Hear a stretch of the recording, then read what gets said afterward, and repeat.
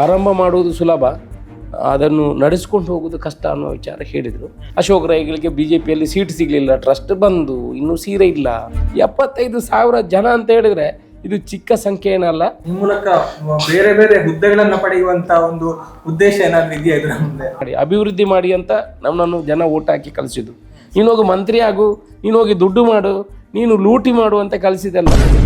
ನನ್ನ ಕಲ್ಪನೆಗಳು ಆ ರೀತಿ ಇದೆ. ಇಲ್ಲಿ ಉದ್ಯಮಗಳು ಬರಬೇಕು, ಟೂರಿಸಂ ಡೆವಲಪ್ ಆಗಬೇಕು, ಪುತ್ತೂರು ಅಭಿವೃದ್ಧಿ ಆಗಬೇಕು. ಮಂತ್ರಿಗಿರಿಯ ಹೋರಾಟದಲ್ಲಿ ನಾನೇನಿಲ್ಲ. ಕೂಡ ಬಾಯಲ್ಲಿ ಮಾತ್ರ ಯಾವುದೇ ಕೆಲಸಗಳಾಗುವುದು ಕಾಣುವುದಿಲ್ಲ, ಯಾವುದೇ ಕಾಮಗಾರಿಗಳು ನಡೀತಾ ಇಲ್ಲ, ಕೇವಲ ಒಂದು ಶಂಕುಸ್ಥಾಪನೆ ಮಾಡಿ ಬಿಟ್ಟಿದ್ದಾರೆ. ಇನ್ನೊಂದು 2 ತಿಂಗಳಲ್ಲಿ ಕಾಮಗಾರಿಗಳೆಲ್ಲ ಆರಂಭ ಆಗಲಿ, ಆಗ ಜನಗಳಿಗೂ ಗೊತ್ತಾಗ್ತದೆ. ತಮ್ಮ ಒಂದು ಶಕ್ತಿ ಪ್ರದರ್ಶನದ ಪ್ರಯತ್ನ ಇಲ್ಲಿ ಆಗ್ತಾ ಇದೆ ಅನ್ನೋದು. ಇದನ್ನು ಮಾಡುವಂಥದ್ದು, ನಿರ್ವಹಣೆ ಮಾಡುವಂಥದ್ದು ಎಲ್ಲ ಜನರು. CM DCM ಮುಂದೆ ಕೂಡ ತಮ್ಮ ಒಂದು ವರ್ಚಸ್ಸನ್ನು ತೋರಿಸುವಂತ ಒಂದು ಪ್ರಯತ್ನ ಆಗ್ತಾ ಇದೆ ಅನ್ನೋದು. ನನಗೆ ನನ್ನ ಒಂದು ಕೆಲವು ವಿಚಾರಗಳಿದೆ, ಅದು ನನಗೆ ಆಗಬೇಕು ಅಂತ ಇದೆ. ಹಿಂದಿನ ಶಾಸಕರು ತಂದಂತಹ ಅನುದಾನದ ಕೆಲಸಗಳು ನಡೀತಾ ಇರುವಂತದ್ದು, ಅಲ್ಲಿ ಇರುವಂತಹ ಕಾಮಗಾರಿ. ನೀವು ನನಗೆ ಕೇಳಿ, ನನ್ನ ಬೆಂಚ್ ಮಾರ್ಕ್ ಈಗಲೇ ಹೇಳ್ತೇನೆ ನಿಮಗೆ. ಯಾರೇ ಆಗಲಿ ಅಧಿಕಾರ ಇರುವಾಗ ಅದನ್ನು ಚಲಾವಣೆ ಮಾಡಬೇಕು ಸ್ವಾಮಿ. ಎಷ್ಟು ನನ್ನ ಅಧಿಕಾರ ವ್ಯಾಪ್ತಿ ಇದೆಯಾ ಅದನ್ನು ಕೊನೆ ತನಕ ಅದನ್ನು ಬಳಕೆ ಮಾಡ್ತೇನೆ. ಹಿಂದುತ್ವದ ಬಗ್ಗೆ ಮಾತಾಡ್ತಾರೆ. ದೇವಸ್ಥಾನಗಳಿಗೆ ನಾನು ಬಂದ ಮೇಲೆ ದುಡ್ಡು ಜಾಸ್ತಿ ಕೊಟ್ಟದ, ಇವರು ಕೊಟ್ಟದ, ಒಂದು ಪ್ರಶ್ನೆಗೆ ಉತ್ತರ ಕೊಡಿ. ಫೆಬ್ರವರಿ ಮಾರ್ಚಲ್ಲಿ ಬೆಂಗಳೂರು ಕಂಬಳ ಮಾಡುವಂಥ ಎಲ್ಲ ಯೋಜನೆಗಳನ್ನು ತಯಾರು ಮಾಡ್ತಾರೆ. ಗೆಲುವು ಖಂಡಿತ ನಮ್ಮದೇ, ಅದರಲ್ಲಿ ಏನು 2 ಪ್ರಶ್ನೆ ಇಲ್ಲ. ನಮಸ್ಕಾರ. ಒಂದು ವಿಶೇಷ ಕಾರ್ಯಕ್ರಮಕ್ಕೆ ಪ್ರೀತಿಪೂರ್ವಕ ಸ್ವಾಗತವನ್ನು ಬಯಸ್ತಾ ಇದ್ದೇನೆ. ನಾನು ಗೌತಮ್ ಶೆಟ್ಟಿ. ಕಾರ್ಯಕ್ರಮ ಏನು ಅನ್ನುವಂಥದ್ದು ಈಗಾಗಲೇ ತಮಗೆ ಗೊತ್ತಾಗಿರುತ್ತೆ. ಸಾಮಾನ್ಯವಾಗಿ ದೀಪಾವಳಿ ಅಂತ ಹೇಳಿದ್ರೆ ನಮಗೆ ದೀಪಾವಳಿಯ ಸಂಭ್ರಮ ಒಂದು ಕಡೆಯಲ್ಲಿ ಕಳೆಗಟ್ಟುವಂಥದ್ದನ್ನ ನಾವು ನೋಡ್ತೇವೆ. ಆದ್ರೆ ಪುತ್ತೂರಿನಲ್ಲಿ ಒಂದಷ್ಟು ವರ್ಷಗಳಿಂದ, ಸರಿಸುಮಾರು 1 ದಶಕದಿಂದ ಅನ್ನುವಂಥದ್ದನ್ನ ಹೇಳ್ಬೋದು, ದೀಪಾವಳಿಯ ಸಂಭ್ರಮ ಸಂದರ್ಭದಲ್ಲಿ ಒಂದು ವಿಶೇಷ ಕಾರ್ಯಕ್ರಮ ನಡೀತಾ ಇದೆ. ಅದು ಹೇಗೆ, ಯಾವುದು ಅಂತ ಹೇಳಿದ್ರೆ, Rai estate educational and charitable trust ನ ಮುಖ್ಯ ಪ್ರವರ್ತಕರಾಗಿರುವಂತಹ, ಜೊತೆಗೆ ಉದ್ಯಮಿಯಾಗಿದ್ದಂತಹ ಅಶೋಕ್ ಕುಮಾರ್ ರೈ ಕೋಡಿಂಬಾಡಿ ಅವರು ಆರಂಭಿಸಿದಂತಹ ಒಂದು ವಸ್ತ್ರದಾನ ಕಾರ್ಯಕ್ರಮ ದೀಪಾವಳಿಯ ಸಂದರ್ಭದಲ್ಲಿ. ಬಹುಶಃ ಆರಂಭದಲ್ಲಿ ಸಣ್ಣ ಮಟ್ಟಿನಲ್ಲಿ ಆರಂಭಗೊಂಡು ಬಿಡಿಯಿಂದ 10, 10ರಿಂದ 100, 100ರಿಂದ 1000 ಹೀಗೆ ಆಗ್ತಾ ಬಂದು 2 ವರ್ಷಗಳ ಹಿಂದೆ ದಶ ಸಂಭ್ರಮವನ್ನು ಕೂಡ ಅತ್ಯಂತ ಸಂಭ್ರಮ ಸಡಗರದಿಂದ ಆಯೋಜನೆ ಮಾಡಿದ್ರು. ಆ ಸಂದರ್ಭದಲ್ಲಿ ಸರಿಸುಮಾರು 25,000 ಮಂದಿಗೆ ಒಂದು ವಸ್ತ್ರದಾನ ಮಾಡುವಂತಹ ಕೆಲಸ ಪುತ್ತೂರಿನಲ್ಲಿ ನಡೆದಿದೆ. ಬಳಿಕ ಪುತ್ತೂರಿನ ಶಾಸಕರಾಗಿ ಆಯ್ಕೆಯಾದರು ಅಶೋಕ್ ಕುಮಾರ್ ರೈ ಅವರು. ಬಳಿಕ ಕಳೆದ ಸಂದರ್ಭದಲ್ಲಿ ಸೇವಾ ಸೌರಭ ಎನ್ನುವಂತಹ ಹೆಸರಿನಲ್ಲಿ ಕಾರ್ಯಕ್ರಮ ಆಯೋಜನೆಯಾಯಿತು. 50,000ಕ್ಕೂ ಅಧಿಕ ಮಂದಿಗೆ ವಸ್ತ್ರವ ಜೊತೆಗೆ ಅನ್ನದಾನ, ಅನ್ನ ಸಂತರ್ಪಣೆಯ ಒಂದು ವ್ಯವಸ್ಥೆಯನ್ನ ಮಾಡುವಂತಹ ಕೆಲಸ ಪುತ್ತೂರಿನಲ್ಲಿ ನಡೆಯಿತು. ಬಹುಶಃ ಈ ಬಾರಿ 12ನೇ ವರ್ಷಕ್ಕೆ ಪಾದಾರ್ಪಣೆ ಮಾಡಿದ ಈ ಒಂದು ವಸ್ತ್ರದಾನ ಕಾರ್ಯಕ್ರಮ. ಸೊ ಈ ಒಂದು ಸಂದರ್ಭದಲ್ಲಿ ಕಾರ್ಯಕ್ರಮದ ಸ್ವರೂಪ ಕೂಡ ಬದಲಾಗಿದೆ, ಕಾರ್ಯಕ್ರಮದ ಹೆಸರು ಕೂಡ ಬದಲಾಗಿದೆ. ಶಾಸಕರಾಗಿ ಅಶೋಕ್ ಕುಮಾರ್ ರೈ ಅವರು ಆಯ್ಕೆಯಾಗಿ ಸರಿಸುಮಾರು 1.5-2 ವರ್ಷಗಳು ಆಗ್ತಾ ಬಂದಿದೆ. ಜೊತೆಗೆ ಅಶೋಕ ಜನಮನ ಎನ್ನುವಂತ ಹೆಸರಿನಲ್ಲಿ ಈ ಬಾರಿ ಕಾರ್ಯಕ್ರಮ ನಡೀತಾ ಇದೆ Rai estate educational and charitable trust ನ ಮೂಲಕ. ಸೊ ಈ ಬಗ್ಗೆ ಒಂದಷ್ಟು ಮಾತನಾಡಬೇಕು. ಶಾಸಕರು ಈ ಹಿಂದೆ ಕೂಡ ನಮ್ಮ ಜೊತೆಗೆ ಹಲವಾರು ಕಾರ್ಯಕ್ರಮಗಳಲ್ಲಿ ಮಾತನಾಡಿದ್ದಾರೆ. ಅವರ ಈ ಒಂದು ಕಾರ್ಯಕ್ರಮ ನಡೆದುಕೊಂಡು ಬಂದಂತಹ ಹಾದಿಯ ಬಗ್ಗೆ ಮಾತನಾಡಿದ್ದಾರೆ. ಜೊತೆಗೆ ಈ ರಾಜಕೀಯಕ್ಕೆ ಅಂದ್ರೆ ಶಾಸಕರಾಗಿ ಆಯ್ಕೆಯಾದ ಬಳಿಕವೂ ಕೂಡ ನಮ್ಮ ನೇರ ಪ್ರಸಾರ ಕಾರ್ಯಕ್ರಮಗಳಿಗೆ ಬಂದು ಜನರ ಪ್ರಶ್ನೆಗಳಿಗೆ ಉತ್ತರ ಕೊಡುವಂತಹ ಕೆಲಸವನ್ನ ಮಾಡಿದ್ದಾರೆ. ಸೊ ಒಂದಷ್ಟು ಸಮಯಗಳ ಬಳಿಕ ಒಂದಷ್ಟು ವಿಚಾರಗಳ ಬಗ್ಗೆ ವಿಸ್ತೃತವಾಗಿ ಮಾತನಾಡಬೇಕು. ಮುಖ್ಯವಾಗಿ ಅಶೋಕ ಜನಮನ 2024 ಕಾರ್ಯಕ್ರಮದ ಜೊತೆಗೆ ಅನ್ನುವಂಥದ್ದನ್ನ ಹೇಳ್ತಾ, ಸೊ ಇವತ್ತು ಒಂದಷ್ಟು ಮಾತನಾಡೋಣ ಶಾಸಕರ ಜೊತೆಗೆ. ಸರ್, ಸ್ವಾಗತ. ನಮಸ್ಕಾರ. ಬಹುಶಃ ಎಲ್ಲ ರೀತಿಯ ಸಿದ್ಧತೆಗಳು ನಡೀತಾ ಇದೆ. ತಾವು ಶಾಸಕರಾಗಿ ತಮ್ಮ ಒಂದು ಚಟುವಟಿಕೆಯಲ್ಲಿ ನಿರತರಾಗಿದ್ದೀರಿ. ತಮ್ಮ ಟ್ರಸ್ಟ್ ನ ಪದಾಧಿಕಾರಿಗಳೆಲ್ಲವೂ ಕೂಡ ಜವಾಬ್ದಾರಿ ತೆಗೆದುಕೊಂಡು ಮಾಡ್ತಾ ಇದ್ದಾರೆ. ಸೊ ನೀವು ಗಮನಿಸಿದಾಗ ಹೇಗೆ ನಡೀತಾ ಇದೆ ಸಿದ್ಧತೆಗಳೀಗ ಅಶೋಕ ಜನಮನಕ್ಕೆ? ಅಶೋಕ ಜನಮನ 2024 ಈ ವರ್ಷದ ಕಾರ್ಯಕ್ರಮವನ್ನು ಮಾಡ್ತಾ ಇದ್ದೇವೆ. ನಮಗೆ ಕೋಡ್ ಆಫ್ ಕಂಡಕ್ಟ್ ಇರುವ ಕಾರಣ ಒಂದಷ್ಟು ಪ್ರಚಾರವನ್ನು ಮಾಡುವಲ್ಲಿ ನಮಗೆ ಅವಕಾಶಗಳು ಸಿಗಲಿಲ್ಲ. ಇವತ್ತಿನಿಂದ ಪ್ರಚಾರಕ್ಕೆ ಅವಕಾಶ ಸಿಕ್ಕಿದೆ. ಚುನಾವಣಾ ಮುಗ್ದ ಬಳಿಕ ಕೋಡ್ ಆಫ್ ಕಂಡಕ್ಟ್ ಇತ್ತು, ವಿಧಾನ ಪರಿಷತ್ತಿಂದು, ಅದರಿಂದ ಇವತ್ತಿಂದ ನಮ್ಮ ಪ್ರಚಾರ ಕೆಲಸಗಳು ನಡೀತಾ ಇದೆ. ಒಳ್ಳೆಯ ಅಭಿಪ್ರಾಯ ಅಂತ ಹೇಳಿದ್ರೆ, ಈಗ ನಾವು ಇದಕ್ಕೆ ಅಡ್ವರ್ಟೈಸ್ಮೆಂಟ್ ಕೊಟ್ಟು ಅಲ್ಲ ಇನ್ನೊಂದು ಮಾಧ್ಯಮದ ಮೂಲಕ ಬಾಕಿ ಅಂತ ವಿಚಾರಗಳಲ್ಲ. ನಮ್ಮ ಟ್ರಸ್ಟಿನಲ್ಲಿ ಹಿಂದೆ ಬಂದಂಥ ಸುಮಾರು 22, 23, 24 ಸಾವಿರ ಜನ ನಮ್ಮಲ್ಲಿ ಯಾರಿದ್ದಾರೆ ಅವರಿಗೆ ಒಂದು ಕಾರ್ಡ್ ಹಾಕುವಂಥ ಕೆಲಸವನ್ನು ಮಾಡ್ತೀವಿ. ಎಲ್ಲ ಈ ಹಿಂದಿನ 11-12 ವರ್ಷದಿಂದ ಬಂದವರು ಕಂಟಿನ್ಯೂಸ್ ಬರ್ತಾನೆ ಇರ್ತಾರೆ. ಅವ್ರಿಗೆ ದೀಪಾವಳಿ ಅಂತ ಹೇಳಿದರೆ ಈ ವಸ್ತ್ರ ವಿತರಣೆ ಕಾರ್ಯಕ್ರಮ ಮತ್ತು ಅನ್ನ ಸಂತರ್ಪಣೆ ಕೆಲಸ ನಡೀತದೆ. ಅಶೋಕ್ ರೈಗಳು ಯಾವಾಗಲೂ ನಮ್ಮನ್ನು ಕರೀತಾರೆ. ವರ್ಷಕ್ಕೊಂದು ಮನವಿ ಅವರ ಮನೆಗೆ ಹೋಗ್ತದೆ, ಆಮಂತ್ರಣ ಪತ್ರ ಹೋಗ್ತದೆ, ಅವ್ರು ಬರ್ತಾರೆ. ಈ ಸಲ ಕಳೆದ ಸಲ ನಾವು 63,500 ಜನರಿಗೆ ವಸ್ತ್ರ ವಿತರಣೆಯನ್ನು ಮಾಡಿದ್ದೀವಿ. ಈ ವರ್ಷ ಸುಮಾರು 75,000 ಜನರಿಗೆ ಎಲ್ಲ ವಸ್ತ್ರ ವಿತರಣೆಯ ತಯಾರಿಯನ್ನು ಮಾಡ್ಕೊಂಡಿದ್ದೀವಿ. ಸುಮಾರು ಒಂದು 10,000 ಎಕ್ಸ್ಟ್ರಾ ನಾವು ಇಟ್ಕೊಂಡಿದ್ದೀವಿ. ಬೈ ಚಾನ್ಸ್ ಜನ ಹೆಚ್ಚಾದರೆ ಸಾಯಂಕಾಲದ ಹೊತ್ತಿಗೆ ಇನ್ನೂ 10,000 ವಸ್ತ್ರವನ್ನು ಹೆಚ್ಚುವರಿಯಾಗಿ ಇಟ್ಕೊಂಡಿದ್ವಿ. ಹೌದು, ಒಟ್ಟಿನಲ್ಲಿ ಒಳ್ಳೆಯ ರೀತಿಯ ಕಾರ್ಯಕ್ರಮ, ಎಲ್ಲ ಜನರು ಬರಬೇಕು ಅಂತ ನಿರೀಕ್ಷೆ ಇದೆ. ತಮ್ಮ ಮೂಲಕ ಕೂಡ ವಿನಂತಿ, ಜನರುಗಳಿಗೆ ಎಲ್ಲ ಗೊತ್ತಾಗಲಿ, ಎಲ್ಲ ಬನ್ನಿ, ಕುಟುಂಬ ಸಮೇತರಾಗಿ ಬಂದರೆ, ಒಂದು ಕುಟುಂಬದಿಂದ 10 ಜನ 5 ಜನ ಬಂದರೆ 5 ಜನರಿಗೂ ಮಹಿಳೆಯರಿಗೆ ಸೀರೆ, ಪುರುಷರಿಗೆ ಬೆಡ್ಶೀಟು, ಮಕ್ಕಳಿಗೆ ಬೆಡ್ಶೀಟು ಕೊಡುವಂಥ ಕೆಲಸವನ್ನು ಮಾಡ್ತಾ ಇದ್ದೀವಿ. ಸೇವಾ ಸೌರಭ ಅನ್ನುವಂತ ಹೆಸರಿತ್ತು, ಈ ಬಾರಿಗೆ ಅಶೋಕ ಜನಮನ ಅನ್ನುವಂತ ಒಂದು ಹೆಸರನ್ನ ಪಡೆದುಕೊಳ್ತು. ಯಾಕೆ ಹೆಸರು ಬದಲಾವಣೆಯ ಹಿಂದಿನ ಒಂದು ಕಾರಣ? ನೋಡಿ, ನಾವು ಇದಕ್ಕೆ ಈ ಟ್ರಸ್ಟಿನಲ್ಲಿ ಸುಮಾರು 500 ಜನರು ಸದಸ್ಯರು, ಅಂದರೆ ಬೇರೆ ಬೇರೆ ಭಾಗದಿಂದ ಒಬ್ಬೊಬ್ಬರು ಗ್ರಾಮದಿಂದ ಇಬ್ಬರು ಸದಸ್ಯರುಗಳಿದ್ದಾರೆ. ಈ ಸಮಿತಿಯಲ್ಲಿ ನಾವು ಈ ಕಾರ್ಯಕ್ರಮಕ್ಕೆ ಹೊಸ ಹೆಸರನ್ನು ಇಡುವಂಥ ಉಲ್ಲೇಖ ಮಾಡಿದಾಗ ಅವರು ಒಂದು 350-360 ಹೆಸರುಗಳು ಬಂತು. ಅಶೋಕ ಜನಮನ ಕೂಡ ಅದರಲ್ಲಿ ಒಂದಾಗಿತ್ತು. ಜನ ಅದನ್ನು ಆಯ್ಕೆ ಮಾಡಿದರು, ನಾವು ಒಪ್ಪಿಕೊಂಡಿದ್ದೇವೆ.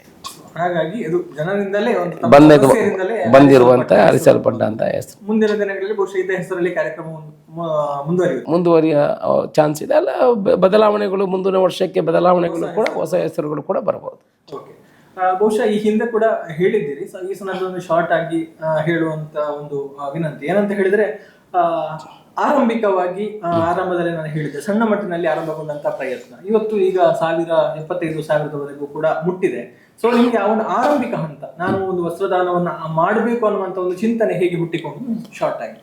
ಇದು ಕಾರಣ ಅಂತ ಹೇಳಿದ್ರೆ, ಇದು ದೀಪಾವಳಿಯ ಸಮಯದಲ್ಲಿ ನಮ್ಮ ಮನೆಗೆ ಸುತ್ತಮುತ್ತಲಿನ ಊರಿನವರೆಲ್ಲ ಗ್ರಾಮದವರು ಬರ್ತಾಯಿದ್ರು. ಆಗ ಅವರಿಗೆ ತಿಂಡಿ ಕೊಡೋದು, ತಲೆಗೆ ಎಣ್ಣೆ ಹಾಕಿ ಕೊಡೋದು ಎಲ್ಲ ನಮ್ಮ ತಾಯಿ ಮಾಡ್ತಾಯಿದ್ರು. ಆಗ ನಾನು ಒಂದು ಉದ್ಯಮವನ್ನು ಆರಂಭ ಮಾಡಿದ್ದೆ. ಆಗ ನಾನು ಮನೆಯಲ್ಲಿ ಇವರೆಲ್ಲ ಬರುವುದನ್ನು ನೋಡಿ, ಎಲ್ಲ ಬಡವರು ಬರ್ತಾರೆ, ಅವರು ನೋಡಿಕೊಂಡು ನಾವೊಂದು 25 ಸೀರೆ ತಂದು ಅವರಿಗೆ ಕೊಡುವ ಅಂತ ಅಮ್ಮನ ಹತ್ರ ಹೇಳಿದಾಗ, ಮತ್ತು ನಮ್ಮ ಮನೆಯವರೆಲ್ಲ ಸೇರಿ ಆನಂತರ ಅಮ್ಮ ಆವಾಗಲೇ ಹೇಳಿದರು, ನೋಡು, ಇದನ್ನು ದೊಡ್ಡದು ಆಗಿ ಬೆಳೀತದೆ, ಇದನ್ನು ಆರಂಭ ಮಾಡುವುದು ಸುಲಭ, ಅದನ್ನು ನಡೆಸ್ಕೊಂಡು ಹೋಗೋದು ಕಷ್ಟ ಅನ್ನೋ ವಿಚಾರ ಹೇಳಿದರು. ಆನಂತರ ಅದು ಅದೇ ರೀತಿ ಬೆಳೆಯಿತು. ಅದೇ ಥರ ನಮ್ಮ ಉದ್ಯಮವೂ ಬೆಳೀತು. ದೇವರ ಆಶೀರ್ವಾದ ಮಾಡಿದ್ದಾರೆ, ಬಡವರ ಆಶೀರ್ವಾದ ನನಗೆ ಸಿಕ್ಕಿದೆ. ಅದರಿಂದ ಕೊಡಲಿಕ್ಕೆ ನನಗೆ ದೇವರು ಶಕ್ತಿ ಕೊಟ್ಟಿದ್ದಾನೆ. ಅದನ್ನು ಕೊಡುವಂಥ ಕೆಲಸವನ್ನು ನಿರಂತರ ಮಾಡಿಕೊಂಡು ಬಂದಿದ್ದೀವಿ. ನನ್ನ ಕುಟುಂಬದವರು, ನನ್ನ ಧರ್ಮಪತ್ನಿ ಇರ್ಬೋದು, ನನ್ನ ಮಕ್ಕಳು ಇರ್ಬೋದು, ಅವರೆಲ್ಲ ಸಹಕಾರವನ್ನು ಕೊಡ್ತಾರೆ ಇದಕ್ಕೆ. ಅವರಿಗೂ ಕೂಡ ಇದರಲ್ಲಿ ಆಸಕ್ತಿ ಇದೆ. ಕುಟುಂಬ ಸಮೇತವಾಗಿ ಸೇರಿ ವ್ಯಾಪಾರದಿಂದ, ನನ್ನ ಬಿಸ್ನೆಸ್ಸಿಂದ ಬಂದ ಒಂದು ಅಂಶದ ಹಣವನ್ನು ಇದಕ್ಕೆ ಕೊಡುವ ಮುಖಾಂತರ ಇವತ್ತು 75,000 ಜನರಿಗೆ 12 ವರ್ಷದಲ್ಲಿ ಮುಟ್ಟಿದ್ದೀವಿ. ಮುಂದಿನ ದಿವಸದಲ್ಲಿ ದೇವರು ಎಲ್ಲರಿಗೆ ಶಕ್ತಿ ಕೊಡ್ತಾನೆ, ಎಲ್ಲರಿಗೆ ಜನರ ಪ್ರೀತಿ ನನ್ನ ಮೇಲೆ ಇದೆ, ಅಲ್ಲಿವರೆಗೆ ಕೊಡುವಂಥ ಕೆಲಸವನ್ನು ಮಾಡ್ತೇವೆ.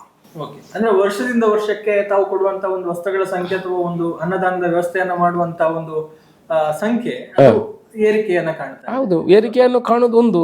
ಇನ್ನೊಂದು ಕಡೆ ಇದನ್ನು ಮಾಡುವಂಥದ್ದು, ನಿರ್ವಹಣೆ ಮಾಡುವಂಥದ್ದು ಎಲ್ಲ ಜನರು. ಈಗ ನೋಡಿ, ನಾವು ಎಷ್ಟು ದೊಡ್ಡ ಕಾರ್ಯಕ್ರಮ ಆದರೂ ಅದರಲ್ಲಿ 25-30 ಸಾವಿರ ಸೇರುವಂಥದ್ದು ಜನ. ದೊಡ್ಡ VVIPಗಳು ಬಂದರೆ ಅದಕ್ಕೆ 25,000 ಜನ ಸೇರೋದು. ಎಷ್ಟು ಸಂಘಟನೆ ಮಾಡಬೇಕು, ಎಷ್ಟು ಬಸ್ಸು ಕೊಡಬೇಕು, ಎಷ್ಟು ಖರ್ಚು ಮಾಡಬೇಕು. ನಮ್ದು ಹಾಗೇನಿಲ್ಲ, ವಸ್ತ್ರ ವಿತರಣೆದು ಊಟದ್ದು ಖರ್ಚು ಬಿಟ್ಟರೆ ಜನಗಳು ಅವರಷ್ಟಕ್ಕೆ ಬರುವಂಥ ಕೆಲಸವನ್ನು ಮಾಡ್ತಾರೆ. 75,000 ಜನ ಅಂತ ಹೇಳಿದರೆ ಇದು ಚಿಕ್ಕ ಸಂಖ್ಯೆ ಏನಲ್ಲ. ಅಶೋಕ್ ರೈಯ ಮೇಲೆ ಪ್ರೀತಿ ಇಟ್ಟು ಜನ ಬರ್ತಾರೆ, ಅದನ್ನು ನಾವು ಗೌರವಿಸ್ತೇವೆ. ಅದರ ಜೊತೆಗೆ ಬಹುಶಃ ಆರಂಭದಿಂದಲೂ ತಮ್ಮ ಗಮನಕ್ಕೆ ಬಂದಿರಬಹುದು, ಇವರು ಸಮಾಜ ಸೇವೆಯನ್ನ ರಾಜಕೀಯಕ್ಕೆ ಬರುವುದಕ್ಕೋಸ್ಕರವೇ ಮಾಡಿಕೊಂಡು ಬಂದ್ರು. ಬಹುಶಃ ಈ ಬಾರಿ ಕೂಡ ಅದನ್ನೇ ಮಾಡ್ತಾ ಇದ್ದಾರೆ. ಅಂದ್ರೆ ವರ್ಷದಿಂದ ವರ್ಷಕ್ಕೆ ಈ ಒಂದು ದೊಡ್ಡ ಮಟ್ಟದಲ್ಲಿ ಕಾರ್ಯಕ್ರಮಗಳನ್ನು ಆಯೋಜನೆ ಮಾಡಿ ಆ ಮೂಲಕ ತಮ್ಮ ಒಂದು ಶಕ್ತಿ ಪ್ರದರ್ಶನದ ಪ್ರಯತ್ನ ಇಲ್ಲಿ ಆಗ್ತಾ ಇದೆ ಅನ್ನುವಂಥದ್ದು. ನೋಡಿ, ಇದು ನಾನು ರಾಜಕೀಯಕ್ಕೆ ಬರುವ ಮೊದಲೇ ಶುರು ಮಾಡಿದ್ದು. ಅಂದರೆ ಬರುವ ಮೊದಲೇ ಅಂತ ಹೇಳಿದ್ರೆ ಸುಮಾರು 11-12 ವರ್ಷ, ಇದು 12ನೇ ವರ್ಷ. ಈ ಹಿಂದೆ ಜನ ಹೇಳ್ತಾ ಇದ್ರು, ಅವರು ಚುನಾವಣೆಗೆ ನಿಲ್ಲಲಿಕ್ಕೆ ಮಾಡ್ತಾರೆ, ಆನಂತರ ಇದನ್ನು ನಿಲ್ಲಿಸ್ತಾರೆ. ಅಶೋಕ್ ರೈಗಳು ಟ್ರಸ್ಟನ್ನು ಆರಂಭ ಮಾಡಿದರು, ಚುನಾವಣೆ ಆದ ನಂತರ ಟ್ರಸ್ಟ್ ಬಂದಾಗ್ತದೆ. ಅಶೋಕ್ ರೈಗಳಿಗೆ BJPಯಲ್ಲಿ ಸೀಟ್ ಸಿಗಲಿಲ್ಲ, ಟ್ರಸ್ಟ್ ಬಂದು ಇನ್ನೂ ಸೀರೆ ಇಲ್ಲ. ಇದೆಲ್ಲ ಮಾತುಗಳು ಸಾರ್ವಜನಿಕ ವಲಯದಲ್ಲಿ ಚರ್ಚೆ ಆಗೋದು ಸಹಜ, ಅದೇನು ತಪ್ಪಂತೇನು ಹೇಳುವುದಿಲ್ಲ. ಸಾಧಕ ಬಾಧಕ, ಪಾಸಿಟಿವ್ ನೆಗೆಟಿವ್ ಚರ್ಚೆ ಆಗೋದು ಸಹಜ. ಆದರೂ ನಮ್ಮ ಒಂದು ಧ್ಯೇಯ ಅನ್ನೋದು ಇರ್ತದೆ. ನಾನು ಟ್ರಸ್ಟ್ ಮಾಡಿದ್ದು ಬಡವರಿಗೆ ಕೆಲಸ ಮಾಡಬೇಕು. ಇದು ನಾವು ಕೊಡುವಂಥದ್ದು ಸೇವೆ ಕೂಡ ನನಗೆ ಶಕ್ತಿ ಇರುವಷ್ಟು ದಿವಸ ಕೊಡ್ತೀನಿ ಅನ್ನೋ ವಿಚಾರ ಇಟ್ಕೊಂಡು ಮಾಡಿದ್ದೀನಿ. ಇವತ್ತಿನವರೆಗೆ ಮಾಡಿದ್ದೀನಿ. ಇವತ್ತು ಕೂಡ ರಾಜಕೀಯ ಉದ್ದೇಶ ಇಟ್ಕೊಂಡಲ್ಲ, ಈ ಪಕ್ಷದವರಿಗೆ ಕೊಡುವುದು ಆ ಪಕ್ಷದವರಿಗೆ ಕೊಡುವ ಅನ್ನೋ ವಿಚಾರಗಳಿಲ್ಲ. ಎಲ್ರಿಗೂ ಯಾರೆಲ್ಲ ಬರ್ತಾರೆ ಅಲ್ಲಿ ಪಕ್ಷದ ವಿಚಾರಗಳಿಲ್ಲ. ಯಾರೆಲ್ಲ ಬರ್ತಾರೆ ನಮ್ಮ ಈ ವಸ್ತ್ರ ವಿತರಣೆ ಕಾರ್ಯಕ್ರಮಕ್ಕೆ ಅವ್ರಿಗೆಲ್ಲರೂ ಕೊಡುವ. ನೀವು ನೋಡಿ ನಾಡಿದ್ದು ಎಲ್ಲ ಪಕ್ಷದ ಮೆಂಬರ್ಗಳು, ಎಲ್ಲ ಪಕ್ಷದ ಸದಸ್ಯರುಗಳು, ಪಂಚಾಯತ್ ಮೆಂಬರ್ಗಳು, ಸದಸ್ಯರುಗಳು ಎಲ್ಲ ಇರ್ತಾರೆ. ನಾವು ಅವ್ರನ್ನ ಪ್ರೀತಿಯಿಂದ ಸ್ವಾಗತ ಮಾಡ್ತೀವಿ. ನಮಗೆ ಒಟ್ಟು ಅವರು ಬರಬೇಕು, ಅವ್ರು ತಗೊಂಡೋಗ್ಬೇಕು, ಪ್ರೀತಿ ಇರಬೇಕಷ್ಟೇ. ಅದರ ಜೊತೆಗೆ ಈ ಬಾರಿಯ ಕಾರ್ಯಕ್ರಮಕ್ಕೆ ಮುಖ್ಯಮಂತ್ರಿಗಳನ್ನ, ಉಪಮುಖ್ಯಮಂತ್ರಿಗಳನ್ನ ಕೂಡ ಆಹ್ವಾನ ಮಾಡಿದ್ದೀರಿ. ಸೊ ಈ ಕಾರ್ಯಕ್ರಮದಲ್ಲಿ ಕೂಡ ಅಂದ್ರೆ ಈಗಾಗಲೇ ತಾವು ತಮ್ಮ ಒಂದು ಬೆಂಗಳೂರಿನಲ್ಲಿ ಕಂಬಳ ಯೋಜನೆ ಇರ್ಬೋದು, ಈ ಮೂಲಕ ಒಂದು ಬೆಂಗಳೂರಿನಲ್ಲಿ ತಮ್ಮ ಒಂದು ಶಕ್ತಿ ಪ್ರದರ್ಶನ ಆಗಿದೆ ತಮ್ಮ ಒಂದು ತಂಡದ ಮೂಲಕ. ಸೊ ಜೊತೆಗೆ ಅಧಿವೇಶನಗಳಲ್ಲಿ ಮಾತನಾಡುವ ಮೂಲಕವೂ ಕೂಡ ಗಮನ ಸೆಳೀತಾ ಇದ್ದೀರಿ. ಸೊ ಇಲ್ಲಿ ಇಷ್ಟು ಜನರನ್ನು ಸೇರಿಸಿ CM DCM ಮುಂದೆ ಕೂಡ ತಮ್ಮ ಒಂದು ವರ್ಚಸ್ಸನ್ನು ತೋರಿಸುವಂತ ಒಂದು ಪ್ರಯತ್ನ ಆಗ್ತಾ ಇದೆ ಅನ್ನುವಂಥದ್ದು.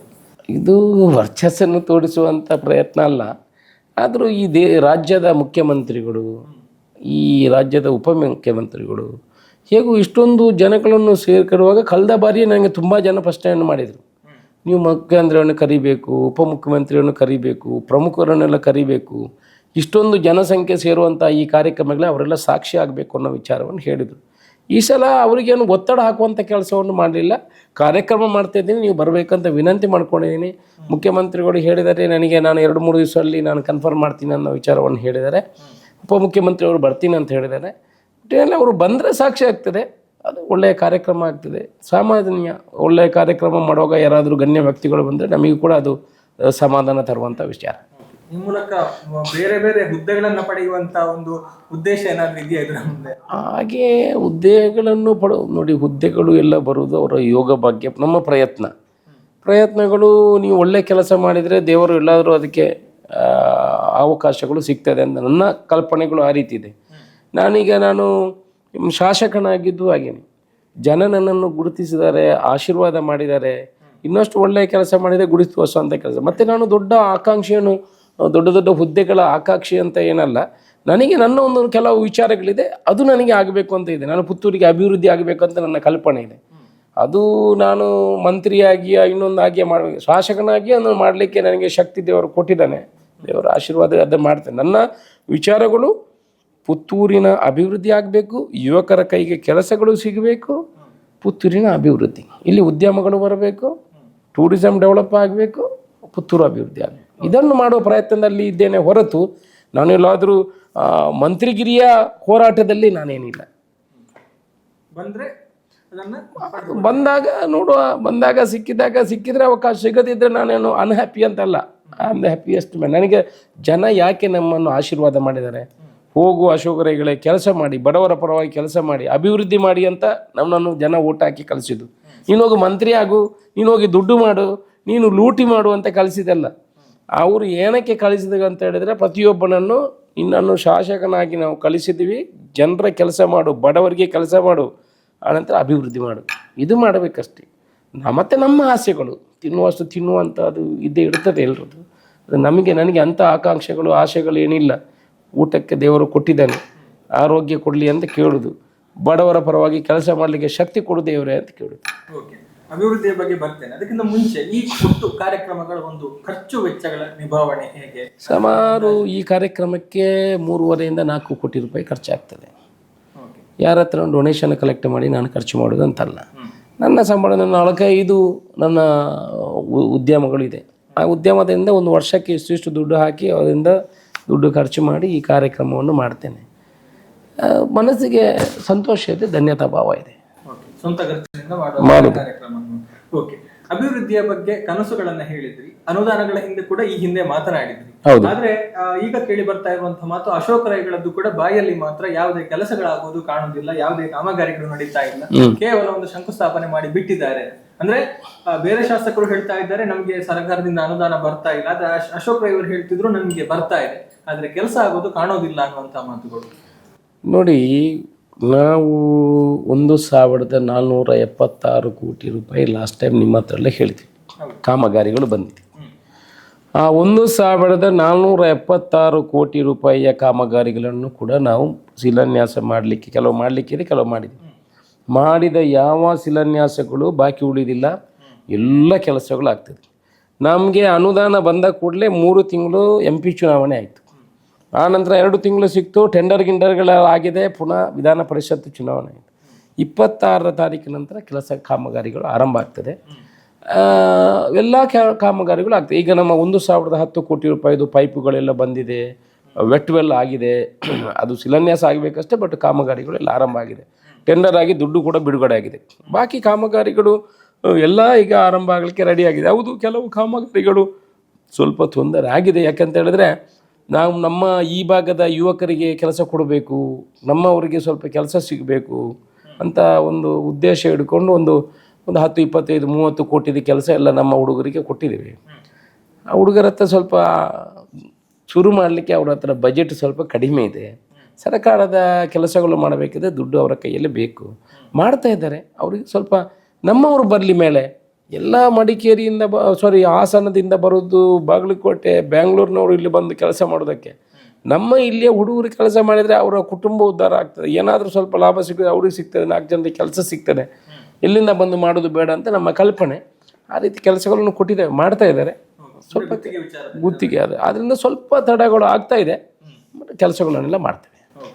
ಅಂದ್ರೆ ಮುಖ್ಯವಾಗಿ ಈಗ ರಸ್ತೆಗಳ ವಿಚಾರವನ್ನ ಗಮನಿಸಿದ್ರೆ ಎಲ್ಲ ಕಡೆಗೆ ಮಳೆಯಿಂದಾಗಿ ಸಂಪೂರ್ಣವಾಗಿ ಹೊಂಡಗುಂಡಿಗಳು, ಬಹುಶಃ ಎಲ್ಲೂ ಕೂಡ ಒಂದು ನೆಮ್ಮದಿಯಿಂದ ಓಡಾಡುವಂತ ಪರಿಸ್ಥಿತಿ ಇಲ್ಲ. ಆದ್ರೆ ಈ ಬಗ್ಗೆ ಪ್ರಶ್ನೆ ಮಾಡಿದ್ರೆ ಶಾಸಕರು ಹೇಳ್ತಾರೆ, ನಂಗೆ ಗೊತ್ತಿದೆ, ನಾನು ಪುತ್ತೂರಿನಲ್ಲಿ ಹುಟ್ಟಿ ಬೆಳೆದವ, ನಂಗೆ ಇಲ್ಲಿನ ರಸ್ತೆಗಳು ಹೇಗಿತ್ತು, ಮುಂಚೆ ಹೇಗಿತ್ತು ಅನ್ನುವಂಥದ್ದು ಗೊತ್ತಿದೆ ಅನ್ನುವಂತ ಮಾತುಗಳನ್ನು ಆಡ್ತಾರೆ. ಅಂದ್ರೆ ಜನರಿಗೆ ಸಮಸ್ಯೆಯನ್ನು ಬಗೆಹರಿಸುವಂತ ಬದಲು ಅವರು ಈ ರೀತಿ ಉತ್ತರಗಳನ್ನ ಕೊಡ್ತಾ ಇದ್ದಾರೆ ಅನ್ನುವಂತ ಒಂದು ವಿಚಾರಗಳು.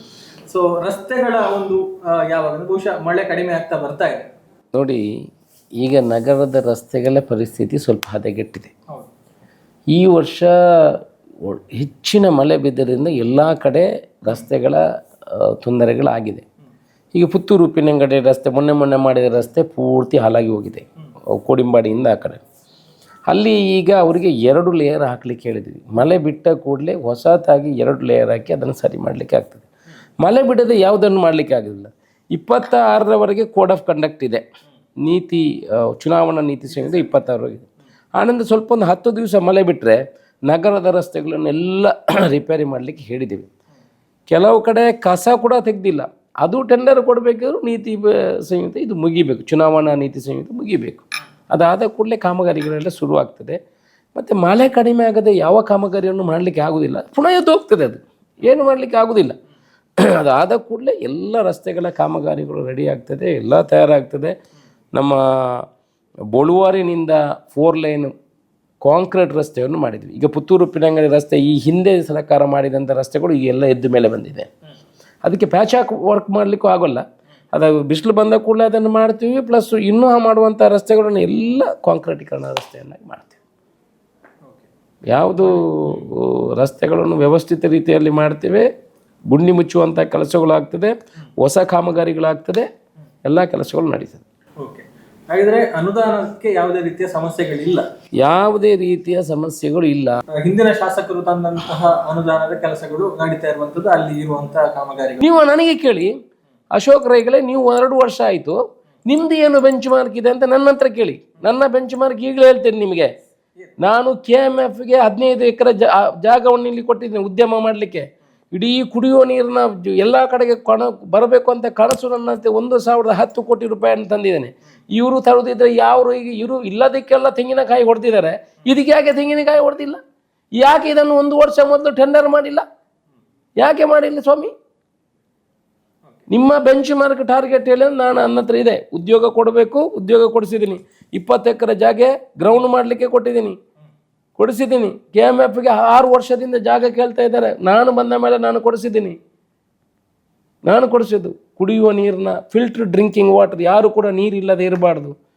460 ಮನೆಗಳಿಗೆ ನನ್ನ ಲೆಟ್ರಿಂದ ಕೊಟ್ಟು ಕರೆಂಟ್ ಕೊಡಿಸಿದ್ದೀನಿ. 460 ಮನೆಗಳಿಗೆ, ಕರೆಂಟ್ ಇಲ್ಲದ ಮನೆಗಳಿಗೆ ಕರೆಂಟ್ ಕೊಡಿಸಿದ್ದೀನಿ. ಸ್ವಾಮಿ, ಇವರು ಇಷ್ಟು ವರ್ಷದಿಂದ ಕರೆಂಟ್ ಇಲ್ಲದೆ ಇದ್ರಲ್ಲ, ನಿಮಗೆ ಕೊಡಿಸ್ಬೋದಿತ್ತಲ್ಲ. ರಾಜಕೀಯ ಮಾತಾಡಲಿಕ್ಕೆ ನಾನು ಬರುವುದಿಲ್ಲ. ನನ್ನ ಕೆಲಸ ಏನಂತ ಹೇಳಿದ್ರೆ ಅಭಿವೃದ್ಧಿ ಮಾಡೋದು, ಇನ್ನೊಬ್ಬರ ಬಗ್ಗೆ ಕಮೆಂಟ್ ಮಾಡಲಿಕ್ಕೆ ಬರೋದಿಲ್ಲ. ನೋಡಿ, ನಾನು ಒಂದು ಹೇಳ್ತೇನೆ, ಯಾರೇ ಆಗಲಿ ಅಧಿಕಾರ ಇರುವಾಗ ಅದನ್ನು ಚಲಾವಣೆ ಮಾಡಬೇಕು ಸ್ವಾಮಿ. ಅಧಿಕಾರ ಹೋದ ನಂತರ ನಾವು ಏನು ಕಂಗೆಟ್ಟು ಮೇಲೆ ನೋಡಿದರೆ ಏನು ಮಾಡೋಕ್ಕಾಗಲ್ಲ. ನನಗೆ ಹಾಗೆ 1 ವರ್ಷ 6 ತಿಂಗಳಾಯಿತು ಚಲಾವಣೆ ಮಾಡಿ ಕೆಲವುದನ್ನು ಮಾಡಿದ್ದೀನಿ, ಕೆಲವು ಪೈಪ್ಲೈನಲ್ಲಿದೆ ಮಾಡಲುವಂಥದ್ದು. ಇನ್ನು 3.5 ವರ್ಷ ಜನ ನನಗೆ ಆಶೀರ್ವಾದ ಬಡವರ ಕೆಲಸ ನಿರಂತರ ಬರೆದು ಆ ಕೈಯಲ್ಲಿ ಎಷ್ಟು ಆದೇಶಗಳನ್ನು ಮಾಡಲಿಕ್ಕಾಗ್ತದೆ, ಎಷ್ಟು ಕೆಲಸವನ್ನು ಮಾಡಲಿಕ್ಕೆ ನನಗೆ ದೇವರು ಶಕ್ತಿ ಕೊಡ್ತಾನೆ, ಎಷ್ಟು ನನ್ನ ಅಧಿಕಾರ ವ್ಯಾಪ್ತಿ ಇದೆಯಾ ಅದನ್ನು ಕೊನೆ ತನಕ ಅದನ್ನು ಬಳಕೆ ಮಾಡ್ತೀನಿ. ಯಾವುದರಲ್ಲಿ ಹಿಂದೆ ನೋಡ್ತಿಲ್ಲ. ಮೆಡಿಕಲ್ ಕಾಲೇಜ್ ಆಗಲಿ ಯಾವುದು ಅದನ್ನು ಬಳಕೆ ಮಾಡುವಂಥ ಕೆಲಸ ಮಾಡ್ತೀನಿ. ಜನಗರ ವಿಶ್ವಾಸ ಗಳಿಸ್ತೀನಿ. ಬೇರೆ ಪಕ್ಷದವರ ಬೇರೆ ಕಮೆಂಟ್ಗೆ ನಾನು ಹೋಗುವುದಿಲ್ಲ. ಅಭಿವೃದ್ಧಿ ಒಂದೇ ಕೆಲಸ. ಓಕೆ, ಬಹುಶಃ ಅದರ ಜೊತೆಗೆ ಈಗ ಒಂದಷ್ಟು ಚರ್ಚೆಯಲ್ಲಿರುವಂತಹ ವಿಚಾರಗಳು, ರಾಜ್ಯ ಸರ್ಕಾರಕ್ಕೆ ಈಗ ಒಟ್ಟು ಗ್ಯಾರಂಟಿ ಯೋಜನೆಗಳಿಗೆ ಒಂದು ಹಣಕಾಸು ಹೊಂದಿಸುವಂತ ಒಂದು ಸಮಸ್ಯೆ ಎದುರಾಗಿದೆ. ಬಹುಶಃ ಅದಕ್ಕೋಸ್ಕರವೇ ಈಗ BPL ಕಾರ್ಡ್ಗಳನ್ನ ರದ್ದುಪಡಿಸುವ ಒಂದು ಪ್ರಯತ್ನ ನಡೀತಾ ಇದೆ ಅನ್ನುವಂತ ಮಾತುಗಳು. ಸೊ ಇದರ ಬಗ್ಗೆ ಏನು ಪ್ರತಿಕ್ರಿಯೆ? ನೋಡಿ,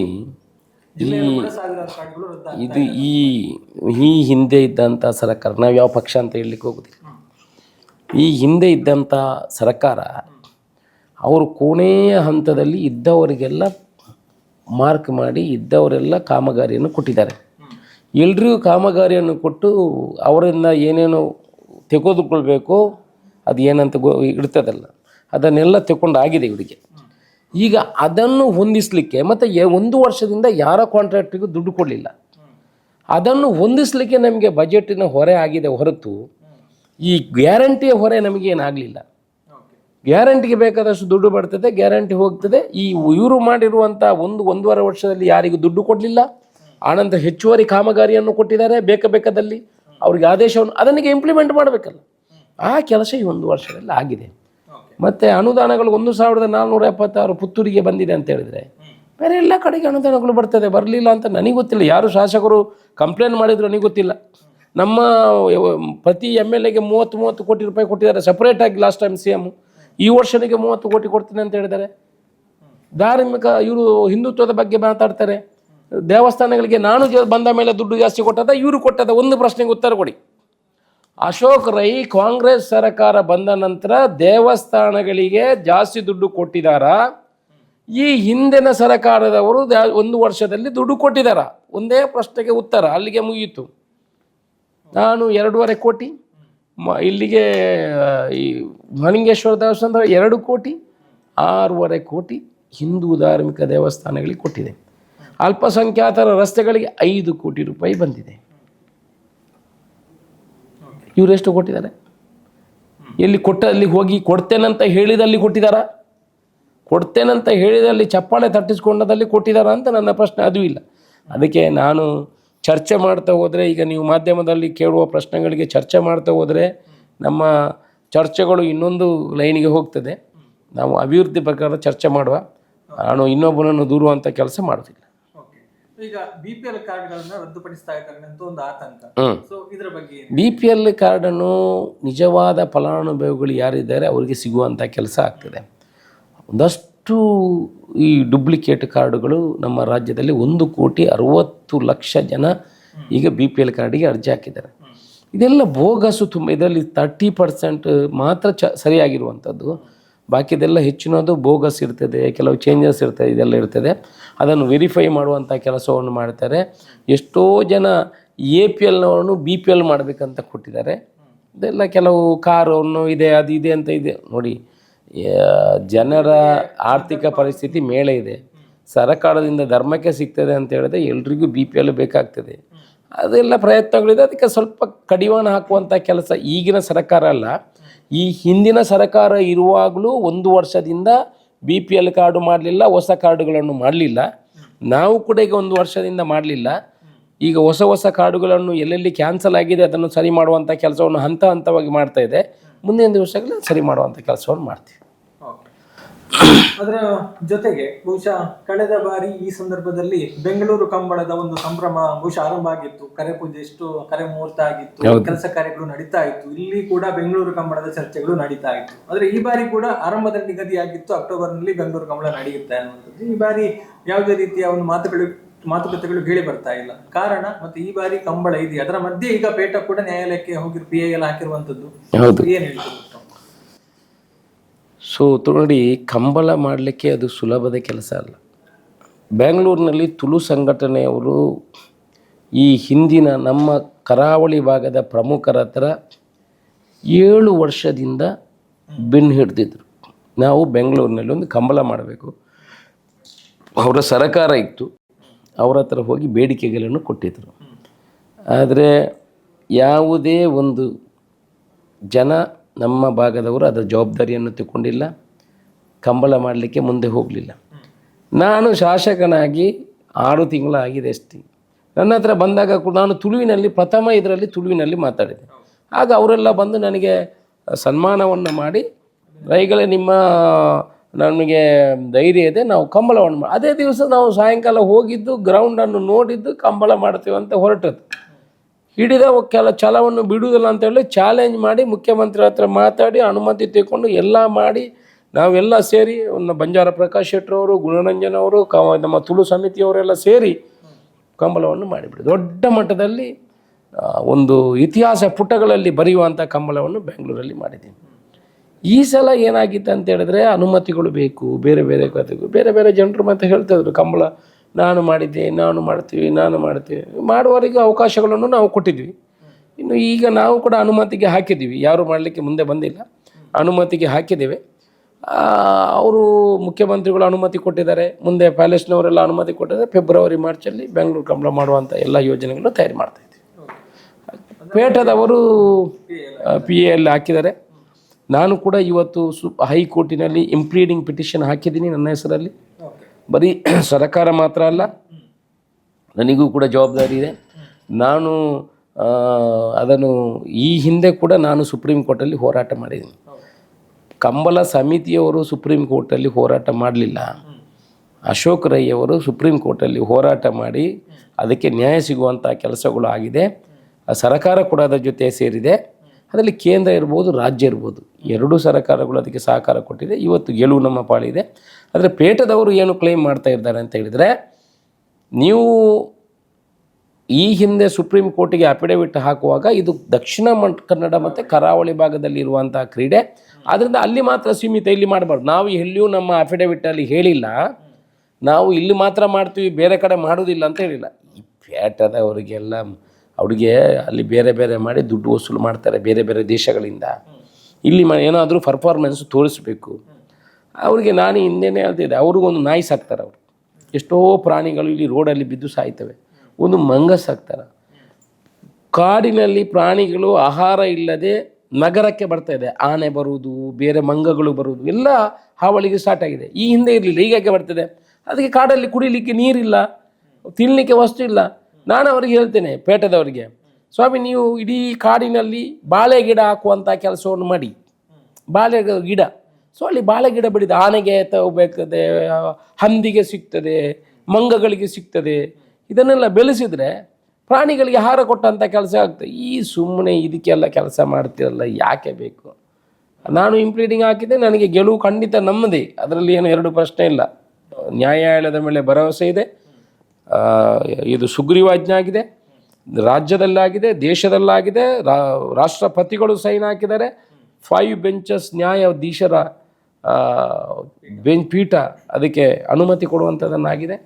ಅದಕ್ಕೆ ದೊಡ್ಡದು ಬೇರೆ ಯಾವುದಿಲ್ಲ. ಈ ಬಾರಿ ಕೂಡ ಬೆಂಗಳೂರಲ್ಲಿ ಕಂಬಳ ಆಗುವ ಎಲ್ಲ ಯೋಚನೆಗಳಿದ್ವೆ, ಮುಂದಿನ ದಿವಸಗಳಲ್ಲಿ ತಿಳಿಸಿವೆ. ಅದರ ಜೊತೆಗೆ ಅಶೋಕ ರೈ ಅವರ ಬಗ್ಗೆ ಇರುವಂಥ ಇನ್ನೊಂದು ಬಹುಶಃ ಕಾರ್ಯಕ್ರಮಗಳಿಗೆ ಬರುವಾಗ ಬಹಳಷ್ಟು ತಡ ಆಗ್ತಾ ಇದೆ. ಅಂದ್ರೆ ಒಂದು ಕಾರ್ಯಕ್ರಮದಿಂದ ಮತ್ತೊಂದು ಕಾರ್ಯಕ್ರಮಗಳಿಗೆ ಕೆಲವೊಂದು ಸಂದರ್ಭದಲ್ಲಿ ಕಾರ್ಯಕ್ರಮ ಆರಂಭ ಮಾಡದೆ ಕಾಯುವಂತಹ ಪರಿಸ್ಥಿತಿ. ಸೊ ಇದು ಯಾಕೆ ವಿಳಂಬ ಆಗ್ತಾ ಇದೆ ಅನ್ನುವಂಥದ್ದು? ಕಾರ್ಯಕ್ರಮಗಳಿಗೆ ನಾವು ಈ ನಿಗದಿಪಡಿಸಿದಂಥ ಕಾರ್ಯಕ್ರಮಗಳಿಗೆ, ಸರಕಾರ ಕಾರ್ಯಕ್ರಮಗಳು, ಸರಿಯಾದ ಕಾರ್ಯಕ್ರಮಗಳಿಗೆ ಕರೆಕ್ಟ್ ಟೈಮಿಗೆ ನಾವು ಹೋಗ್ತೀವಿ.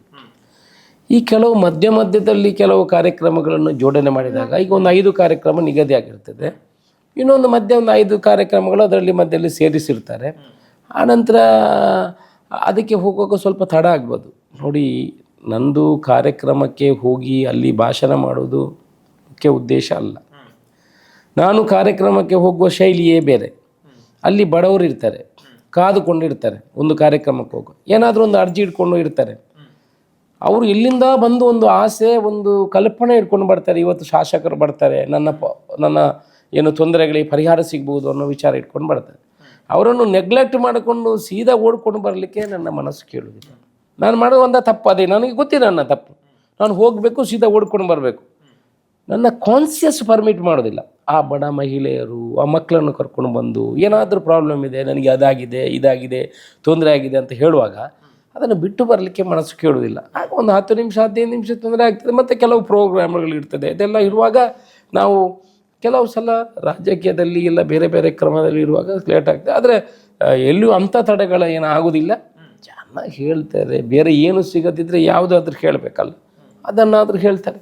ಓಕೆ. ಅದರ ಜೊತೆಗೆ ಈಗ ಕೇವಲ ಪುತ್ತೂರು ಮಾತ್ರ ಅಲ್ಲ, ಬೇರೆ ಬೇರೆ ಭಾಗಗಳಿಂದಲೂ ಕೂಡ ತಮ್ಮನ್ನ ಒಂದು ಸಂಪರ್ಕಿಸುವಂತ ಒಂದು ಅಥವಾ ತಮ್ಮ ಕಚೇರಿಗೆ ಬರುವಂತ ಕೆಲಸವನ್ನ ಮಾಡ್ತಾ ಇದ್ದಾರೆ. ಎಲ್ರಿಗೂ ಸ್ಪಂದನೆಯನ್ನು ಕೊಡೋದಕ್ಕೆ ಸಾಧ್ಯ ಆಗ್ತಾ ಇದೆಯಾ, ಹೇಗೆ ಅಂತ ನೋಡಿ. ಪ್ರತಿ ಸೋಮವಾರ ನಾನು ಆ ಕಚೇರಿಯಲ್ಲಿ ಇರೋ ಪ್ರಯತ್ನವನ್ನು ಮಾಡ್ತೇನೆ. ಒಂದು 400-500 ಜನ ಬರ್ತಾರೆ ನನ್ನ ಕಚೇರಿಗೆ, ಬೇರೆ ಬೇರೆ ವಿಚಾರಗಳು. 500 ಜನ ಬರುವಾಗ 500 ವಿಚಾರಗಳ ಬಗ್ಗೆ ಬರ್ತಾರೆ. ಸೊ ಅವರು ಬರುವುದು ಒಂದು ಕೆಲಸಕ್ಕೆ, ನಾನು 500 ಜನರಿಗೆ ಉತ್ತರ ಕೊಡಬೇಕು. ನನ್ನ ಕೆಲಸ ಅದು. ನಾನು ದೇವರ ಹತ್ರ ಪ್ರಾರ್ಥನೆ ಮಾಡೋದು, ದೇವರೇ ಇವತ್ತು ಬಂದವರಿಗೆಲ್ಲ ಪರಿಹಾರ ಸಿಗುವಂಥದ್ದಾಗಲಿ, ಆ ರೀತಿ ನಾನು ಕೆಲಸ ಮಾಡೋದು. ಅವರಿಗೆ ಅಲ್ಲೇ ಸ್ಪಾಟಲ್ಲಿ ಪರಿಹಾರ ಕೊಡಲಿಕ್ಕೆ ಪ್ರಯತ್ನ ಮಾಡ್ತೀನಿ. ಅಧಿಕಾರಿಗಳಿರ್ಬೋದು, ಬಾಕಿದಿರ್ಬೋದು, ಯಾವುದಿದು ಅಲ್ಲಿ ನೀರು ಕೊಡುವಂಥದ್ದು, ಕರೆಂಟ್ ಕೊಡಿಸುವಂಥದ್ದು, ಬಾಕಿದು ಏನಿದ್ರು ಅಲ್ಲೇ ಪರಿಹಾರ ಕೊಡಲಿಕ್ಕೆ ನಾನು ಪ್ರಯತ್ನವನ್ನು ಮಾಡ್ತೀನಿ. ಒಂದಷ್ಟು ಜನರಿಗೆ ಪರಿಹಾರ ಸಿಗ್ತದೆ. ಆಗ ಅವರು ಶಾಸಕರ ಹತ್ರ ಹೋಗಿದರೆ ನಮಗೆ ಕೆಲಸ ಆಗ್ತದೆ, ಏನಾದರೂ ಮಾಡ್ಬೋದು. ಈಗ ಒಬ್ಬರು ಬಂದಿದ್ದರು ಇಲ್ಲಿ, ಅವರಿಗೆ ಇನ್ಕಮ್ ಸರ್ಟಿಫಿಕೇಟ್ಗೆ ಸೈನ್ ಆಗಬೇಕು. ನಾಳೆ ನಾಡಿದ್ದು 2 ದಿವಸ ಲೇಟಾಗಿ ಸೈನ್ ಆದರೆ ಅವರ ಮಗಳಿಗೆ ಯಾವುದಕ್ಕೂ ಇಂಟರ್ವ್ಯೂ ಹೋಗಲಿಕ್ಕೆ ಆಗೋದಿಲ್ಲ. ಅಧಿಕಾರಿಗಳು ಎಲ್ಲ ಇಲೆಕ್ಷನ್ ಇದರಲ್ಲಿದ್ದಾರೆ, ಡ್ಯೂಟಿಯಲ್ಲಿದ್ದಾರೆ. ನಾನು ತಹಸೀಲ್ದಾರ್ ಹತ್ರ ಬನ್ನಿ, ಇವತ್ತು 6 ಗಂಟೆವರೆಗೆ ಸೈನ್ ಮಾಡಿ ಕೊಡಬೇಕು ಅವರಿಗೆ ಅಂತ ಹೇಳಿದೆ. ಅವ್ರಿಗೆ ಎಷ್ಟು ಖುಷಿಯಾಗಿ ಹೋಗ್ತಾರೆ ನೋಡಿ. ಅವ್ರಿಗೆಲ್ಲದ್ರೆ ಏನು ಅವ್ರ ಹತ್ರ ಅವರು ಏನು ತಹಸೀಲ್ದಾರನ್ನು ಬನ್ನಿ ಹಾಕಿ ಅಂತ ಹೇಳಲಿಕ್ಕೆ ಆಗ್ತದಾ? ಆಗೋದಿಲ್ಲ. ಅವರ ಮಗಳಿಗೆ ಇಂಟರ್ವ್ಯೂ ಹೋಗಬೇಕು. ಸೊ ಇಂಥ ಕೆಲಸಗಳಿಗೆಲ್ಲ ಅವ್ರಿಗೆ ಸ್ಪಂದನೆ ಸಿಕ್ಕಿದ್ರೆ ಜನ ಬರ್ತಾರೆ, ಆಗ್ಬೋದು, ಮಾಡಿದರೆ ಕೆಲಸ ಸಿಗ್ತದೆ. ಇದನ್ನು ಮಾಡಿಕೊಳ್ಳೋದು ಕೂಡ ನಮ್ಮ ಧರ್ಮ, ಅದನ್ನು ಮಾಡ್ತೇನೆ. ಈಗ ಸದ್ಯಕ್ಕೆ ಈಗ ನೀತಿ ಸಂಹಿತೆ ಮುಗಿದ ಕೂಡಲೇ ಪುತ್ತೂರಲ್ಲಿ ನಡೆಯುವಂತ ಒಂದು ಕೆಲಸಗಳು ಅಥವಾ ಮುಂದಕ್ಕೆ ಈಗ ಇಮಿಡಿಯೇಟ್ ಆಗಿ ಬರ್ತಾ ಇರುವಂತಹ ಪ್ರಾಜೆಕ್ಟ್ಗಳು, ನಮ್ಮ ಡ್ರಿಂಕಿಂಗ್ ವಾಟರ್ದು ಪ್ರಾಜೆಕ್ಟ್ ಈಗಲೇ ಸ್ಟಾರ್ಟ್ ಆಗಿದೆ, ಅದು ಕಂಟಿನ್ಯೂ ಆಗ್ತದೆ. ಸುಮಾರು 200 ಕೋಟಿ ರೂಪಾಯಿಯ ರಸ್ತೆ ಕೆಲಸಗಳು ಈಗ ಏನು ನಾವು ಆಲ್ರೆಡಿ ಶಿಲಾನ್ಯಾಸ ಮಾಡಿದ್ವಿ, ಅದೆಲ್ಲ ಕೆಲಸ ಆಗ್ತದೆ. ನಮ್ಮ ಟೂರಿಸಮಿಂದ ದೇವಸ್ಥಾನಗಳಿಗೆ 2.5 ಕೋಟಿ ರಿಲೀಸ್ ಆಗಿದ್ದು, ಇಲ್ಲಿದ್ದು ಎಲ್ಲ ಕೆಲಸಗಳು ಎಲ್ಲ ಈಗ ಆರಂಭ ಆಗಲಿ ರೆಡಿ ಇದೆ. ಟೆಂಡರ್ ಆಗಿದೆ. ಕೆಲವು ಟೆಂಡರ್ ಪುತ್ತೂರು ಪಿನಂಗ ರಸ್ತೆಗೆ 20 ಕೋಟಿ ಬರೋದು, ಅದು ಟೆಂಡರ್ ಆಗಿ ಫೈನಲ್ ಆಗಿದೆ. ಒಂದು ವಾರದಲ್ಲಿ ಶಿಲಾನ್ಯಾಸ ಆಗ್ತದೆ. ಎಲ್ಲ ಶಿಲಾನ್ಯಾಸಗಳು ನಡೀತದೆ, ಕಾಮಗಾರಿಗಳು ನಡೀತದೆ. ಮಳೆನೂ ನಿಲ್ತದೆ, ಕಾಮಗಾರಿಗಳು ನಡೀತದೆ. ಬಹುಶಃ ಮಾತನಾಡೋದಕ್ಕೆ ಬಹಳಷ್ಟು ವಿಚಾರಗಳಿದ್ರೆ ಸಮಯದ ಕೊರತೆಯಿಂದ ಮುಂದಿನ ದಿನಗಳಲ್ಲಿ ಇನ್ನೊಂದಷ್ಟು ವಿಸ್ತೃತವಾಗಿ ಶಾಸಕರ ಜೊತೆಗೆ ಮಾತನಾಡ್ತೇವೆ ಅನ್ನುವಂಥದ್ದನ್ನು ಹೇಳ್ತಾ, ಸೊ ಈಗ ಕೊನೆಯದಾಗಿ ನಮ್ಮ ಅಶೋಕ ಜನಮನ ಕಾರ್ಯಕ್ರಮದ ಬಗ್ಗೆ ಕೊನೆಯದಾಗಿ ಹೇಳುವಂಥದ್ದು, ನಾನು ಸುದ್ದಿ ಮಾಧ್ಯಮದವರ ಮುಖಾಂತರ ವಿನಂತಿ ಮಾಡಿಕೊಳ್ಳುವಂಥದ್ದು, ಇದೇ ಬರುವ ತಾರೀಕು 2ರಂದು ಶನಿವಾರ ಕೊಂಬೆಟ್ಟು ಕ್ರೀಡಾಂಗಣದಲ್ಲಿ ಅಶೋಕ ಜನಮನ ಅಂದರೆ ನಾನು ಪ್ರತಿ ವರ್ಷ ನಡೆಯುವಂಥ ಈ ದೀಪಾವಳಿಯ ಪ್ರಯುಕ್ತ ವರ್ಷ ವಿತರಣೆ ಸಹ ಭೋಜನ ಕಾರ್ಯಕ್ರಮ ನಡೀಲಿಕ್ಕೆ ಬಂಧುಗಳೇ. ಗೂಡು ದೀಪ ಸ್ಪರ್ಧೆಯೂ ಕೂಡ ಇದೆ. ತಾವೆಲ್ಲ ಈ ಕಾರ್ಯಕ್ರಮದಲ್ಲಿ ಭಾಗಿಯಾಗಬೇಕು. ಈ ಹಿಂದಿನೂ ನಮ್ಮ ಕಾರ್ಯಕ್ರಮಕ್ಕೆ ಬಂದಿದ್ದೀರಿ. ಸುಮಾರು 30 ಕೌಂಟ್ರ್ಗಳ ಊಟದ ವ್ಯವಸ್ಥೆ ಇದೆ. ಒಂದು 15 ಸಹ ಭೋಜನ ಅಂದರೆ ಒಂದು ಪಕ್ಕದ ಕೌಂಟ್ರ್ಗಳನ್ನು ಹಾಕಿ ಒಂದು 45 ಕೌಂಟ್ರ್ಗಳ ಊಟದ ವ್ಯವಸ್ಥೆ ಇದೆ. ಸುಮಾರು 50 ಕೌಂಟ್ರ್ಗಳಲ್ಲಿ ವರ್ಷ ವಿತರಣೆಗಳು ನಡೀತದೆ. ಯಾವುದೇ ತೊಂದರೆಗಳಾಗಿ ನಿಮ್ಮನ್ನು ಜಾಸ್ತಿ ಕಾಯಿಸುವಂಥ ವಿಚಾರಗಳಿಲ್ಲ. ದಯಮಾಡಿ ಎಲ್ಲರೂ 9, 9:30, 10 ಗಂಟೆಗೆ ಬರಬೇಕು. ನಮ್ಮ ಕಾರ್ಯಕ್ರಮ ಬೆಳಿಗ್ಗಿಂದ ಸಾಯಂಕಾಲವರೆಗೆ ನಡೆಯುತ್ತೆ. ಆದರೆ ಮಧ್ಯಾಹ್ನ ನಂತರ ನಮ್ಮ ಕಾರ್ಯಕ್ರಮವನ್ನು ಮೊಟಕುಗೊಳಿಸ್ತೀವಿ. ಬೆಳಿಗ್ಗೆನೇ ಬಂದು ನಮ್ಮ ಜೊತೆ ವರ್ಷವನ್ನು ಸ್ವೀಕಾರ ಮಾಡಬೇಕು, ಸಹ ಭೋಜನದಲ್ಲಿ ಭಾಗಿಯಾಗಬೇಕು. ಈ ಕಾರ್ಯಕ್ರಮದ ಬರೋ ಮುಖಾಂತರ ನಮ್ಮಲ್ಲಿರುವಂಥ ಪ್ರೀತಿ ವಿಶ್ವಾಸಕ್ಕೆ ನೀವು ಸಾಕ್ಷಿ ಆಗಬೇಕು ಅನ್ನುವಂಥ ನಮ್ಮ ವಿನಂತಿ. ಈ ಮಾಧ್ಯಮದ ಮೂಲಕ ವಿನಂತಿ ಮಾಡಿಕೊಡೋದು, ತಾವೆಲ್ಲ ಈ ಕಾರ್ಯಕ್ರಮಕ್ಕೆ ಬಂದು ಯಶಸ್ವಿ ಮಾಡಿಕೊಡಬೇಕಂತ ತಮ್ಮ ಹತ್ರ ವಿನಂತಿ ಮಾಡ್ಕೊಳ್ತಾರೆ. ಧನ್ಯವಾದಗಳು ಸರ್, ಒಂದಷ್ಟು ವಿಚಾರಗಳನ್ನು ಹಂಚಿಕೊಂಡು. Thank you. ಮುಂದಿನ ದಿನಗಳಲ್ಲಿ ಇನ್ನೊಂದು ವಿಸ್ತೃತವಾಗಿ ಒಂದಷ್ಟು ತಮ್ಮಿಂದ ಮಾಹಿತಿಗಳನ್ನು ಪಡೆಯುವಂತ ಪ್ರಯತ್ನ. ಜನಗಳ ಪ್ರಶ್ನೆಗಳಿದ್ರೆ ಅದಕ್ಕೂ ಕೂಡ ಉತ್ತರ ಕೊಡುವಂಥ ಕೆಲಸವನ್ನು ಮುಂದಿನ ದಿವಸಗಳಲ್ಲಿ ಮಾಡುವ. ಇನ್ನೊಂದು 2 ತಿಂಗಳಲ್ಲಿ ಕಾಮಗಾರಿಗಳೆಲ್ಲ ಆರಂಭ ಆಗಲಿ, ಆಗ ಜನಗಳಿಗೂ ಗೊತ್ತಾಗ್ತದೆ. ಮುಂದಿನ ದಿವಸಗಳಲ್ಲಿ ನಮ್ಮ ಯೋಜನೆ ಮೆಡಿಕಲ್ ಕಾಲೇಜ್ ಆಗುವಂಥದ್ದು, ಬಾಕಿ ಮಾಡುವಂಥದ್ದು, ಅದಕ್ಕೆಲ್ಲ ಜನರ ಸಹಕಾರ ಇರಲಿ. ಒಟ್ಟಿನಲ್ಲಿ ಪುತ್ತೂರಿನ ಅಭಿವೃದ್ಧಿಗಾಗಿ ಕೆಲಸ ಮಾಡಲಿಕ್ಕೆ ತಮ್ಮ ಸಹಕಾರ ಇರಲಿ ಅಂತ ನಮ್ಮ ಹತ್ರ ಕೂಡ ವಿನಂತಿ. ಧನ್ಯವಾದಗಳು ಸರ್. ಒಂದು ಉತ್ತಮ ಉದ್ದೇಶದಿಂದ ನಡೆಯುವಂತಹ ಕಾರ್ಯಕ್ರಮ ಯಶಸ್ವಿಯಾಗಲಿ ಅನ್ನುವಂಥದ್ದು ನಮ್ಮ ಹಾರೈಕೆಗಳು ಕೂಡ. Thank you. ನಮ್ಮ ಜೊತೆಗೆ ಮಾತಿಗೆ ಸಿಕ್ಕಿದ್ದಕ್ಕಾಗಿ. ಇದು ಪುತ್ತೂರು ಶಾಸಕರ ಜೊತೆಗೆ Rai estate educational and charitable trust ನ ಪ್ರವರ್ತಕರು ಆಗಿರುವಂತಹ ಅಜಯ್ ಕುಮಾರ್ ರೈ ಅವರು ನಮ್ಮೊಂದಿಗೆ ಹಂಚಿಕೊಂಡಿರುವಂತಹ ವಿಚಾರಗಳು ಅಂತ ಹೇಳ್ತಾ, ಇದು ಇವತ್ತಿನ ವಿಶೇಷ. ಮುಂದಿನ ಕಾರ್ಯಕ್ರಮದ ಜೊತೆಗೆ ಮತ್ತೆ ನಿಮ್ಮ ಮುಂದೆ ಬರ್ತೀವಿ. ನಿರಂತರವಾದ ಸುದ್ದಿ ಮಾಹಿತಿ ಮನೋರಂಜನೆಗಾಗಿ ನೋಡ್ತಾ ಇರಿ ಸುದ್ದಿ ನ್ಯೂಸ್ ಪುತ್ತೂರು. ನಮಸ್ಕಾರ. ಅತ್ತೆ, ಇದು ನನ್ನ ಬರ್ಡೇ ಗಿಫ್ಟ್. ಇದೆಲ್ಲ ಜೀವನದಲ್ಲಿ ನನಗೋಸ್ಕರ ತಗೊಂಡ್ಬಂದಿದ್ದಾರೆ. ನಿನ್ ಮೇಲೆ ತುಂಬಾ ಚೆನ್ನಾಗಿ ಕಾಣುತ್ತೆ. ಇದು ತುಂಬಾ ಚೆನ್ನಾಗಿದೆ ಅಲ್ವಾ? ತುಂಬಾ ಚೆನ್ನಾಗಿದೆ.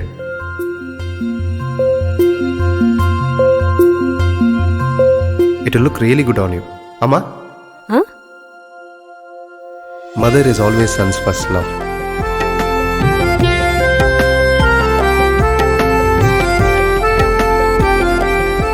ಪ್ರತಿ ಪೀಳಿಗೆಯ ಪ್ರೀತಿಯ ಮಳಿಗೆ GL ಆಚಾರ್ಯ ಜುವೆಲ್ಲರ್ಸ್. ಸುದ್ದಿ ಚಾನಲ್, ಕ್ಷಣ ಕ್ಷಣದ ಸುದ್ದಿಗಾಗಿ.